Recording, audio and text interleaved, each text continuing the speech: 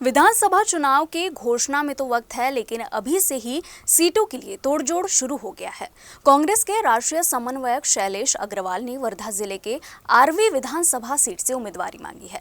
उन्होंने आरवी विधानसभा seat NCP Sharad Pawar गुट को नहीं देने की भी अपील की है। 3 लोकांनी उमेदवारी मागितली आहे। आतापर्यंत अशा पद्धतीने बघितलं जात होतं की आरवीचं राजकारण हे एक व्यक्तिकेंद्रित राजकारण असल्यामुळे आणि आमचे नेते राष्ट्रवादीचे खासदार झाल्यामुळे आरवी मतदारसंघ हा राष्ट्रवादीला सुटणार असल्याच्या मोठ्या प्रमाणात चर्चा होत्या आणि त्या चर्चांना खऱ्या अर्थाने पूर्णविराम लावण्यासाठी आज आरवी मतदारसंघातून मोठ्या प्रमाणात या ठिकाणी फक्त उमेदवारी अर्ज करणारेच लोक नाही तर त्यांच्यासोबत सर्व पदाधिकारी, कार्यकर्ते, नेते आणि स्थानिक स्वराज्य संस्थेचे निवडून आलेले सर्व लोक, सरपंच, उपसरपंच, आमचे जिल्हा परिषद पंचायत समितीचे माजी आजी सर्व लोक या ठिकाणी आलेत।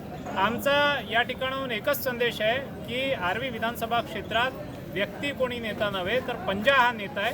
काँग्रेसचं नेतृत्व करण्यासाठी नेतृत्व गुण भरपूर लोकांकडे आहे आणि फक्त संधी मिळायला पाहिजे, योग्य संधीची आवश्यकता आहे आणि आमचं सगळ्यांचं हे स्पष्ट मत आहे की या ठिकाणाहून काँग्रेसच्या कार्यकर्त्याला यावेळेस उमेदवारी देण्याची गरज आहे। काँग्रेसचा लोकसभा मतदारसंघ हा मित्रपक्षांना गेला, पण कुठल्याही परिस्थितीत काँग्रेसचा आरवी विधानसभा मतदारसंघ हा मित्रपक्षांना जाऊ नये याची भूमिका ठोस मजबूत पद्धतीने भूमिका मांडण्यासाठी आज आरवी विधानसभा क्षेत्रातले नेते, कार्यकर्ते मोठ्या प्रमाणात आज इथे जिल्हा काँग्रेस कमिटीवर आलेले आहेत।